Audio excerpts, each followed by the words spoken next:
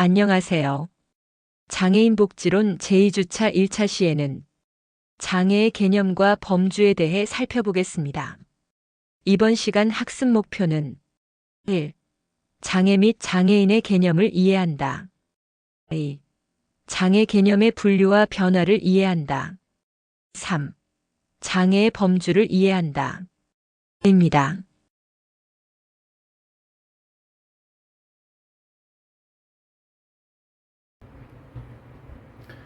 네, 여러분 안녕하십니까. 장애인 복지론 제2주차 강의 시작하도록 하겠습니다.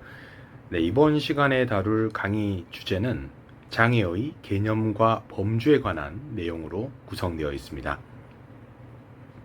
네, 먼저 첫 번째 학습 내용과 관련해서 말씀드리겠습니다.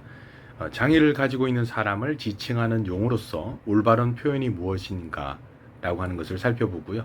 우리나라 장애인 복지의 출발을 언제, 어느 시점으로 볼 것인가 라고 하는 부분, 그리고 장애인의 개념 표기를 어떻게 하는지에 대해서 살펴보고요. 두 번째는 장애와 관련해서 법적인 개념으로서의 장애 개념과 사전적 의미의 장애 개념을 살펴보도록 하겠습니다.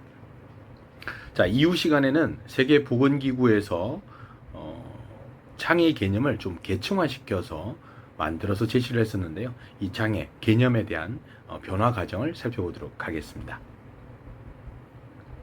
자, 장애를 가지고 있는 사람을 지칭하는 용어로 적절한 표현은 장애인이라고 하는 것이 바람직하다라고 하는 것은 이전 학습을 통해서도 말씀드린 바 있습니다. 자, 우리 현행 장애인복지법상 장애인은 신체적 장애, 정신적 이유로 일상생활에 불편을 경험하고 있는 사람. 사실 이제 표준어라고 했을 때는 사회적인 계층, 집단을 나타내는 표준어를 사용할 경우에는 1인칭과 2인칭, 3인칭에 모두 적용 가능한 형태의 용어여야 된다라고 말씀드린 바 있습니다. 그래서 어떻게 보면 장애인 복지에서 가장 주체성과 능동성을 강조하는 입장에서 본다고 하면 이 장애우라고 하는 표현은 사실 부적절한 용어라고 할 수가 없다, 이렇게 말씀드릴 수가 있겠죠. 그래서 장애인 복지의 기본 개념과 방향과 연결짓더라도 장애우라고 하는 용어는 장애인식 개선 차원에서라도 반드시 시정되어야 될 용어다, 이렇게 보시면 되겠습니다. 자, 우리나라에서 장애인 복지가 출발하게 된 시점을 언제로 볼 것이냐. 현대적 의미의 사회복지, 특히 현대적 의미의 장애인 복지의 출발은 1981년에 제정된 심신장애자복지법에서 그 근원을 찾을 수가 있습니다. 사실 국가가 정책적으로 장애인과 장애인 가족 등 부양가족에 대한 지원을 법적으로, 제도적으로 마련하게 된 첫 출발이었다라고 볼 수가 있겠는데요. 이런 심신장애자복지법의 제정이라고 하는 것도 1976년에 개최된 제31차 유엔 총회를 통해서 가능했다라고 말씀드릴 수가 있겠고요. 이런 과정을 통해서 1981년을 세계 장애인의 해로 선포하고, 또 모든 국가에서 이 장애인들의 사회적 참여가 여러 분야에서 충분히 이루어질 수 있도록 국민들과 동일한 기회, 동등한 대우를 받을 권리가 보장되고, 또 능력이 권리가 신장될 수 있도록 최대한 노력하자라고 한 취지로 이 장애인 관련된 법령과 제도 정비를 촉구하는 조약을 체결하게 되는 거죠. 자, 여기에 우리나라도 같이 서명을 하고 동의를 한 이후 76년에 돌아와서 1981년 세계 장애인의 해를 준비하기 위한 노력을 기울이게 되었습니다. 그러는 과정에서 사실 가까운 일본의 장애인 복지 장애인 관련된 법률을 모방해서 심신장애자 복지법을 만들었다라고 보시면 되겠고요. 이 법의 제정 취지는 장애인 복지에 대한 국민의 관심을 높이고 장애인을 올바르게 이해하고, 또한 장애인들의 재활 의지를 고취시키겠다라고 하는 것을 기본 목적으로 하고 있다라고 보시면 되겠습니다. 그래서 1981년 4월 20일에 이 장애인의 날 행사가 개최되었고요.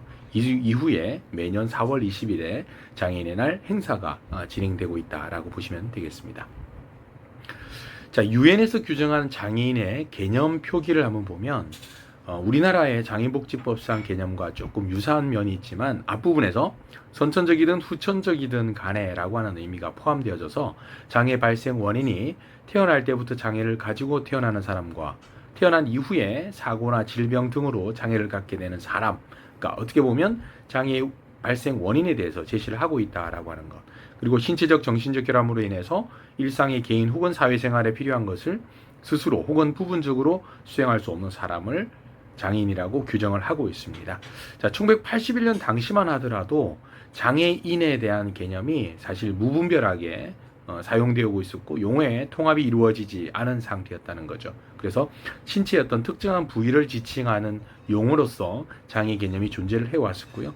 이것이 1981년 심신장애자복지법이 제정되면서 장애자라고 하는 용어로 이제 사용되기 시작했다라고 말씀을 드릴 수 있겠습니다.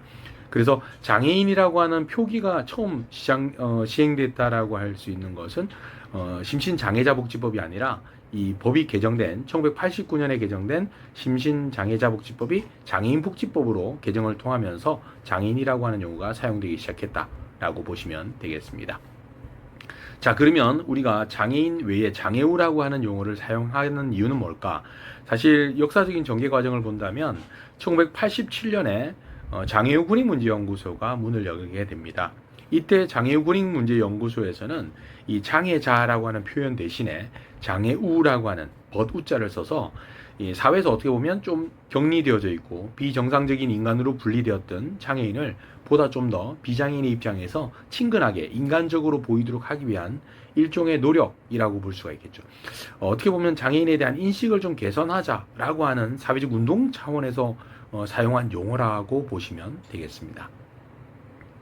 앞서 말씀드린 바와 같이 장애를 가진 사람을 지칭하는 용어로 올바른 표현으로는 바로 장애인이라고 표현하는 것이 바람직하겠습니다. 그래서 장애인을 사회 집단, 계층이 아닌 비사회적인 집단 혹은 개인으로 표현하고 있고 또 장애인 스스로가 자신을 지칭할 수 없기 때문에 비주체적인 인간의 모습을 띌 수 있다라고 하는 의미의 장애우라고 하는 표현은 의미는 긍정적인 의미를 갖고 있고 사실 좋은 의도라 하더라도 표준으로서 사용하기엔 좀 부적절한 면이 있지 않을까 싶습니다. 그래서 지금 현재 사회복지를 전공하고 계시는 여러분들 입장에서는 장애인이라고 하는 올바른 표현을 사용하셨으면 좋겠습니다.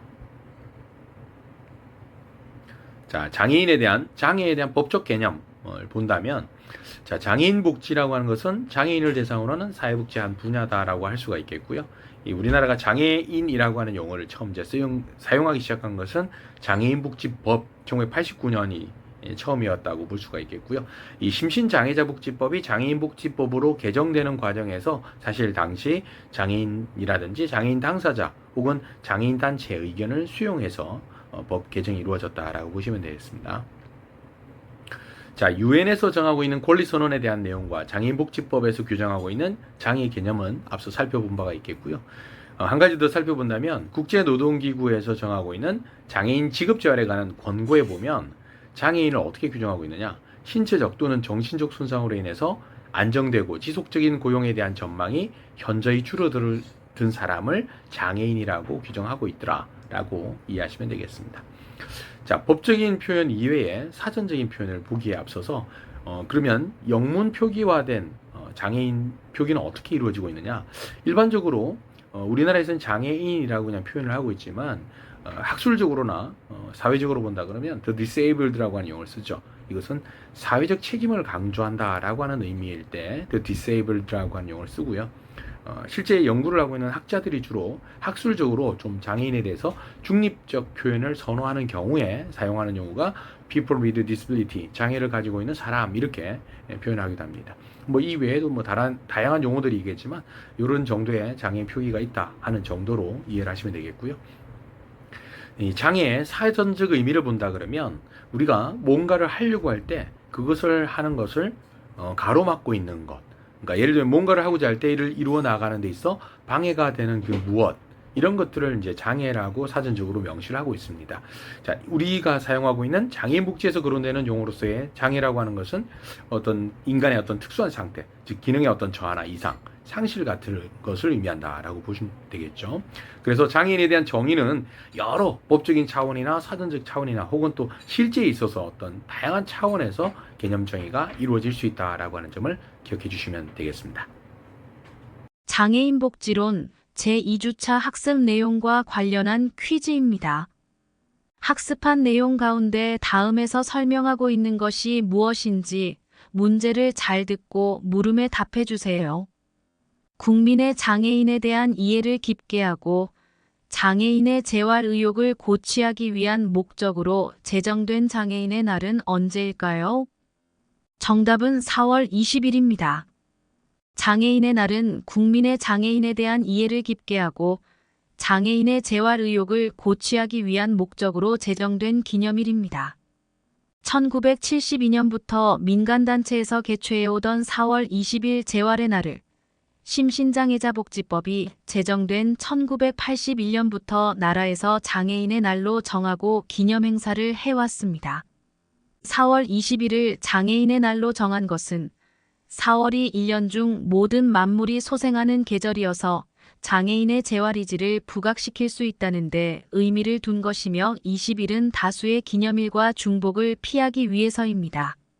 한편 1981년 유엔 총회는 장애인의 완전한 참여와 평등을 주제로 세계 장애인의 해를 선포하고 세계 모든 국가에서 기념 사업을 추진하도록 권장했는데 우리나라에서도 세계 장애인의 해 기념 사업의 일환으로 1981년 4월 20일 제1회 장애인의 날 기념 행사를 개최하였습니다. 기념식은 장애인 인권 선언문 낭독, 장애인 복지 유공자 포상, 장애인 극복상 시상, 장애인 수기 발표 축하 공연 등으로 진행되고 이날을 전후한 약 일주일간을 장애인 주간으로 정하고 여러 가지 행사를 함께 운영합니다.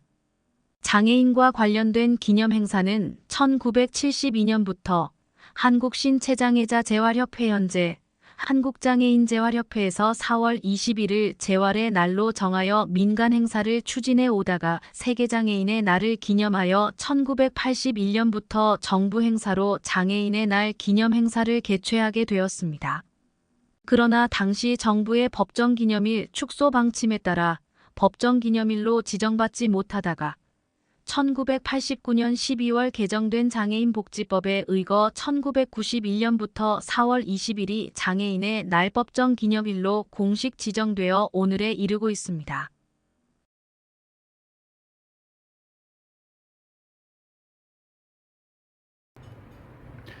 네, 장애의 개념과 범주 두 번째 학습 내용은 세계보건기구에서 제시하고 있는 이 장애의 개념을 좀 더 계층화된 개념의 변화 과정에 대해서 좀 살펴보도록 하겠습니다. 자, 우선 세계보건기구에서 이 장애 개념을 어떻게 주창을 했느냐? 계층적 개념으로 주창을 했는데요.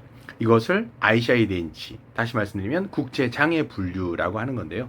이 장애에 대한 개념적인 틀을 제시했다라고 하는 의미에서 큰 의미를 갖는다라고 보시면 되겠습니다. 그래서 국제장애분류인데 이 장애라고 하는 것은 손상과 능력장애, 사회적 분리라고 하는 것으로 이어진다라고 하는 건데요.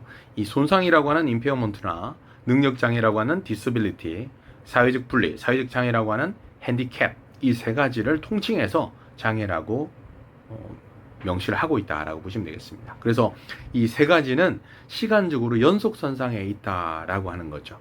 자, 화면에 있는 내용을 보시면 1차적으로 어떤 손상이 일어나면 그것은 신체적 차원에서 나타나게 되고 2차적으로는 개인적 차원에서 능력장애로, 그것이 3차적으로는 사회적 차원의 사회적 분리 혹은 사회적 장애를 갖게 된다라고 하는 거죠.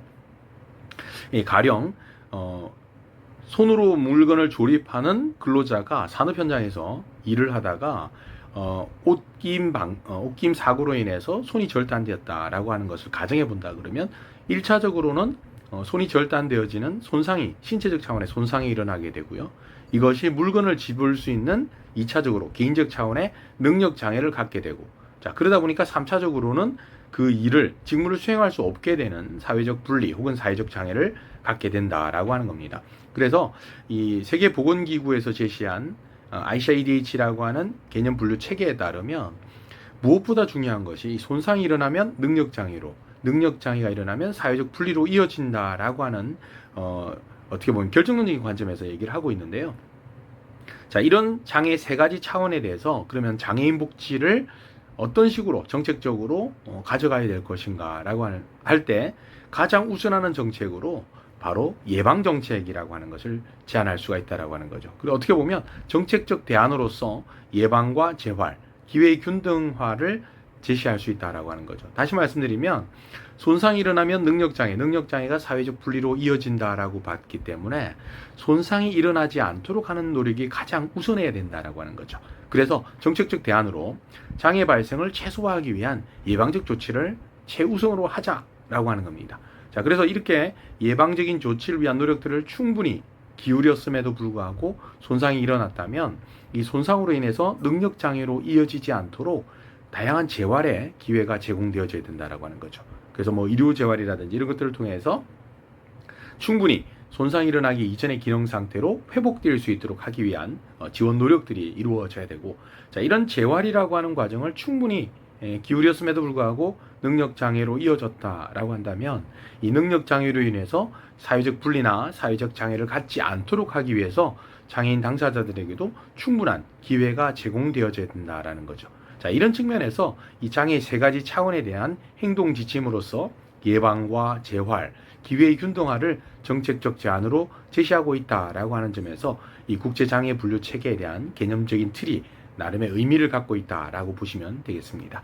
이런 긍정적인 측면 외에도 사실 부정적인 면도 있습니다. 어떤 비판을 받고 있느냐? 사실 장애 개념이라고 하는 것을 지나치게 결정론적인 관점에서 바라봤다. 그리고 개인적 관점 혹은 의료적인 관점에서 바라보았다라고 하는 비판을 받기도 합니다. 다시 말씀드리면 이 장애인 당사자가 속해 있는 외부 사회 환경에 대한 접근은 사실 이루어지지 않았고 개인적 차원에서만 이렇게 장애 개념을 분류했다라고 하는 거죠. 그래서 이러한 이제 지적들, 이러한 비판들에 대응해서 새롭게 만들어진 개념이 ICID-2라고 보시면 되겠고요. 이게 97년에 제시가 되어집니다. 자, 손상이라고 하는 신체 부분에서 일어난 손상에 대한 부분들은 부정적인 측면에서 물론 나타날 수 있다라고 보겠죠. 하지만 이 손상으로 인한 그 이후의 어떤 상황들에 대해서는 능력장애나 사회적 분리를 다루기 이전에 손상이 일어났을 경우에도 불구하고 장애를 가지고 있는 사람들이 활동이나 참여에 얼마만큼 제한을 받을 수 있는가, 가능한가, 가능하지 않는가, 이런 것들을 사실 따져보게 됐다라고 보시면 될 것 같아요. 그래서 상황적 요인에 따라서 참여할 수도 있고 하지 못할 수도 있고, 활동에 참여할 수도 있고 하지 못할 수도 있겠죠. 이제 그런 측면에서 본다 그러면 장애에 대한 개념이 꼭 장애인에게만 국한된 개념이 아니라고 하는 것을 제시하고 있다. 다시 말씀드리면 장애인만이 활동이나 참여에 제한을 받는 것이 아니라 비장애인들도 다양한 사회 활동에서 참여가 제한받을 수 있는 것들이 많이 있기 때문에 오히려 이 장애 개념을 굉장히 확대시켰다라고 하는 측면에서 긍정적인 평가를 받고 있고요. 또 개인뿐만 아니라 또 사실 상황적 맥락이라든지 여러 가지 사회 환경적 맥락을 좀 더 강조하고 있다라고 하는 것에서 이 ICIDH보다는 좀 더 진일보한 부분이 있다라고 말씀드리겠고요. 장애인을 위한 정책에 있어서 환경적 요인을 포함한 보다 다양한 접근이 필요하다라고 하는 것을 제시하게 됐고요. 또 하나는 장애인의 주체적인 사회 참여라든지 당사자주의의 원칙에 의해서 장애가 정의되어야 한다는 것을 반영하고 있다. 다시 말씀드리면 비장애인도 활동과 참여의 제한이 일어날 수 있다라고 하는 것을 반영하고 있다라고 하는 점에서 긍정적인 평가를 받고 있습니다. 자, 97년에 ICIDH2가 제시되고 난 이후에 각국에서 그리고 현장에서 이런 것들을 적용해보고 5년 뒤에 다시 그 결과를 의논해서 새로운 개념의 어떤 장애 개념으로 변화를 할 것이냐 아니면 유지를 할 것이냐 이런 논의를 했고요. 그 결과 2001년에 장애에 대한 새로운 모델로서 ICF라고 하는 것이 이제 등장하게 됩니다. 이 ICF라고 하는 것은 이 장애 판정에 있어서 개인적인 어떤 장애 요소 기능적인 측면 외에 환경적인 요소를 추가했다 이렇게 볼 수가 있겠는데요. 크게는 긍정적인 측면에서의 기능과 부정적 측면에서의 장애 요소를 포괄하고 있다라고 보시면 되는데요. 다시 말씀드리면 중요한 장애를 판정할 때 이 사람이 가지고 있는 장애, 손상 정도라든지 이런 것들만 평가하는 것이 아니라 이 사람이 장애를 가지고 있음에도 불구하고 얼마만큼 일을 할 수 있는 능력, 기능적인 측면이 있느냐라고 하는 것을 우선적으로 바라본다라고 하는 것이고요. 두 번째는 일상생활이나 사회생활에 있어서의 장애로 인한 불편함 정도를 판단한다라고 하는 거죠. 그래서 일상생활이나 사회생활에서의 불편 정도는 우리 국가나 사회적 차원에서 충분히 개선이 가능하고 앞으로도 이런 것들을 개선해 나가야 된다라고 하는 점에 주목을 할 수 있겠고요. 더 중요한 것은 이 사람이 장애에도 불구하고 일을 할 수 있는 능력이 있느냐라고 하는데 주안점을 두고 장애를 판정한다 라고 하는 것이 굉장히 의미 있다라고 보시면 되겠죠. 그래서 장애에 대한 개인적 특성과 사회 환경적 특성을 통합한 개념이다. ICF는요. 그래서 이 F라고 하는 것은 기능이라고 하는 거죠. 그래서 사실 ICF-DH라고 하는 건데요. Function이라고 하는 기능, Functioning 기능이라고 하는 것과 Disability라고 하는 능력 장애, 그리고 H는 핸디캡이 아니라 Health라고 하는 거죠. 길게 풀어 쓴다면 국제 기능 장애 건강 분류 체계다라고 보시면 되겠습니다. 그래서 개인의 신체 기능과 활동과 참여의 제약이라고 하는 측면에서 분류 기준을 제시함과 동시에 사회 정책의 측면에서 정책적 유용성을 극대화하기 위한 목적으로 구성된 분류 체계다라고 보시면 되겠고요. 장애인만 포함되는 것이 아니라 모든 사람들에게 적용할 수 있는 이 보편적 차원에서의 어떤 개념정이다라고 볼 수가 있겠습니다.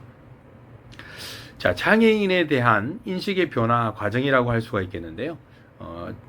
맨 왼쪽에 있는 그림은 장애인 국제표준 마크입니다. 1968년에 만들어진 마크고 지금까지도 사용되어지고 있습니다.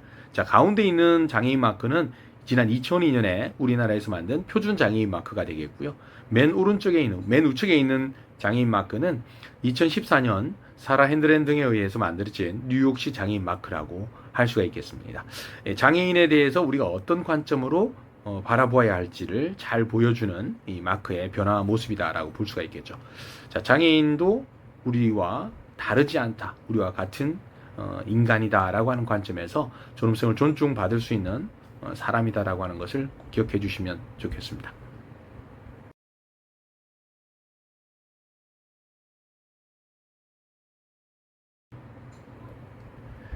네, 장애복지론 제2주차 세 번째 학습 내용은 이 장애 범주와 관련된 내용으로 구성하였습니다. 자, 우리나라의 장애 개념, 특히 법적 개념, 다양한 법령들이 있는데요. 이 법령들에서 장애를 어떻게 규정하고 있는지, 그리고 장애인 관련된 법률들을 몇 가지 살펴보고요. 장애 범주, 특히 장애 범주가 갖는 의미와 이 장애인복지법상의 장애 범주, 그리고 이 장애 범주의 국제 비교 순으로 나누어서 살펴보도록 하겠습니다. 자, 현재 우리나라에서 장애인 관련된 법률에는 다양한 법률들이 있습니다.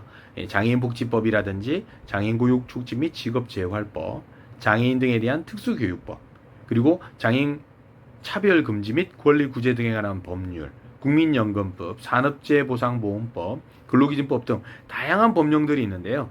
현재 수업 자료에서 보시는 바와 같이 빨간색으로 표기된 장애인 복지 관련된 법률에서 사용되고 있는 장애 용어가 바로 지금 우리가 사용하고 있는 장애라고 보시면 되겠고요. 특히 현행 우리나라 장애를 지칭한다라고 했을 때, 규정하고 있다라고 했을 때는 장애인복지법상의 장애를 기본으로 하고 있다라고 보시면 되겠습니다.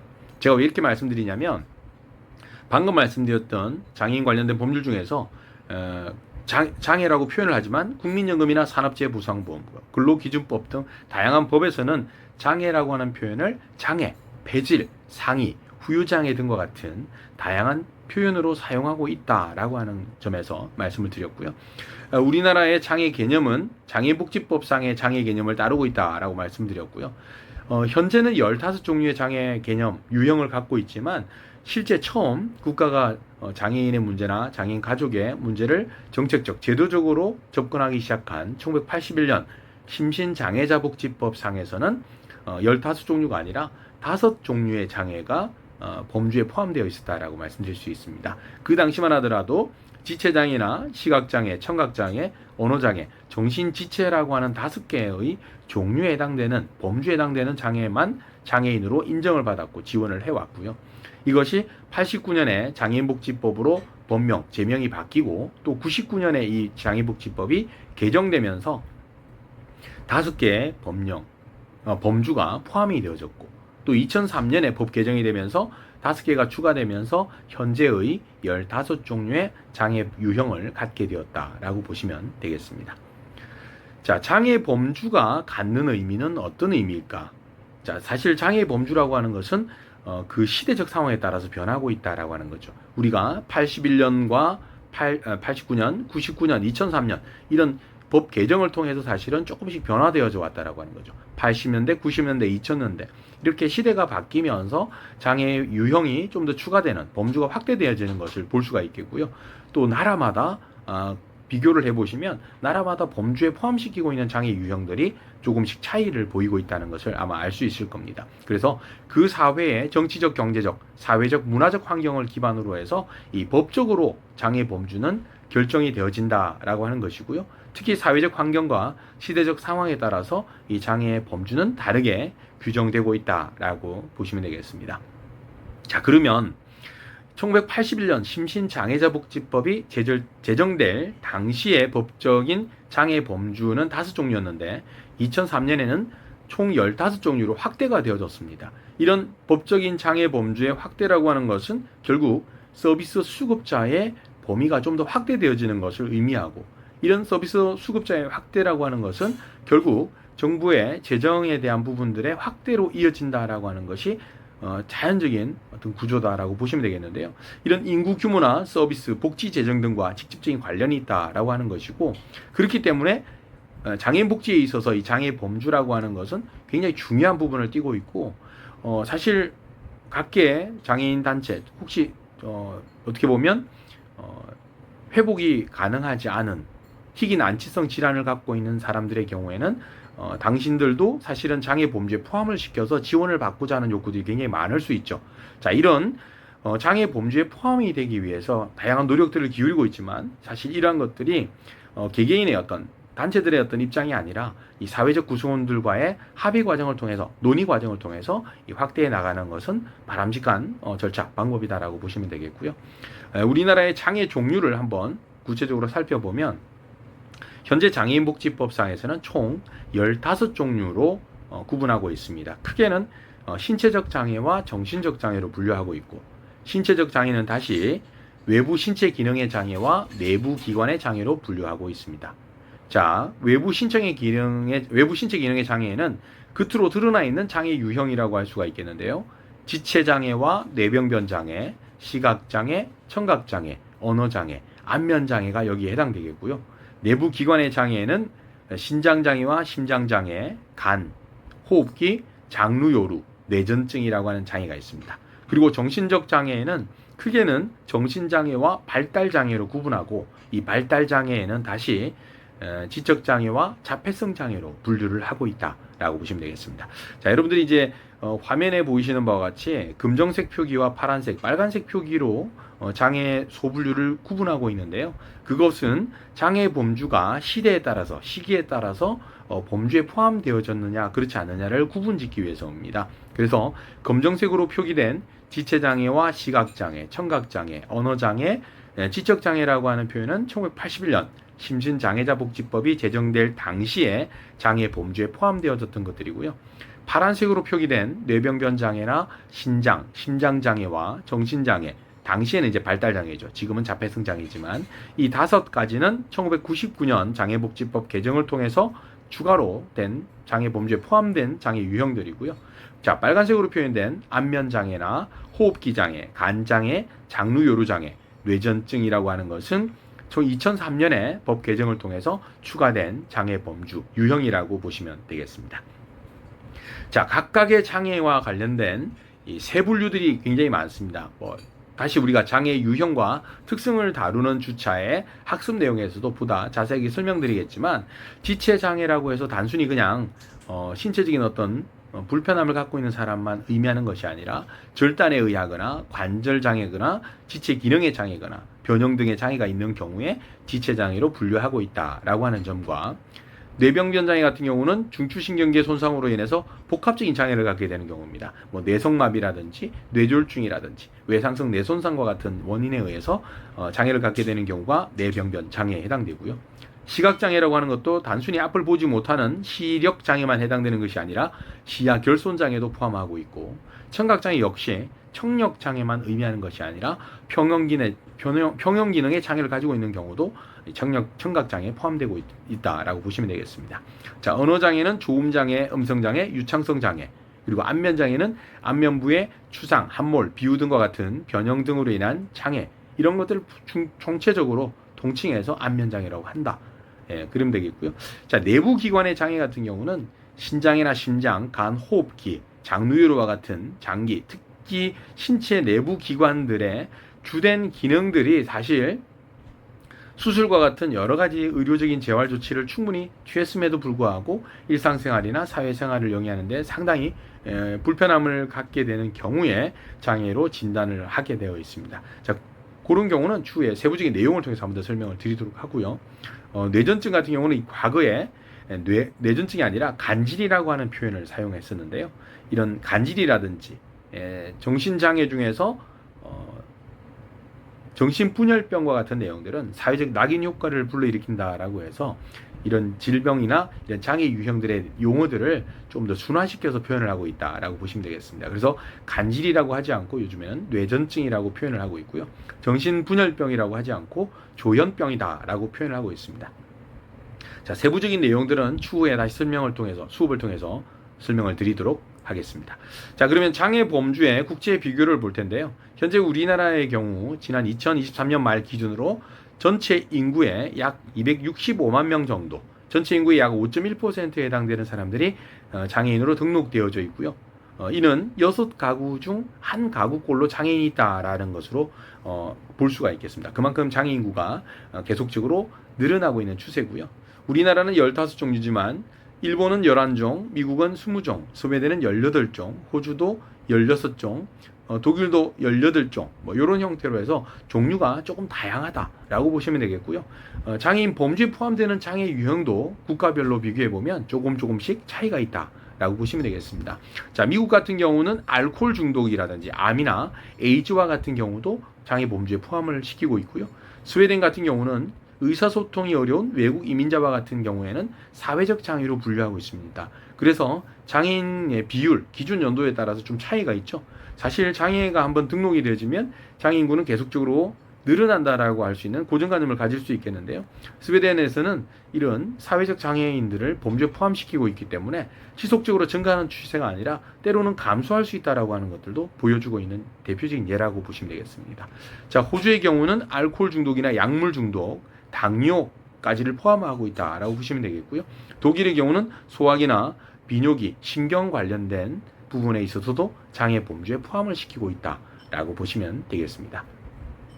자, 장애인을 그러면 이번 시간에 다뤘던 장애 개념과 더불어서 장애인에 대해서 우리가 어떤 관점으로 바라보아야 할 것인가, 장애인은 어떤 사람인가 라고 하는 점을 한번 생각해 보는 시간을 가져보셨으면 좋겠습니다. 자, 2주차 수업은 여기서 마무리 짓도록 하겠습니다. 안녕하세요. 장애인 복지론 제2주차 1차 시 학습 내용은 장애 및 장애인의 개념, 장애 개념의 분류, 장애의 범주에 대해 살펴보았습니다. 다음 시간에는 장애인 복지의 개념과 목적, 장애인 복지의 필요성, 장애인 복지의 주체와 대상, 그리고 장애인 복지의 이념에 대해 학습하게 됩니다.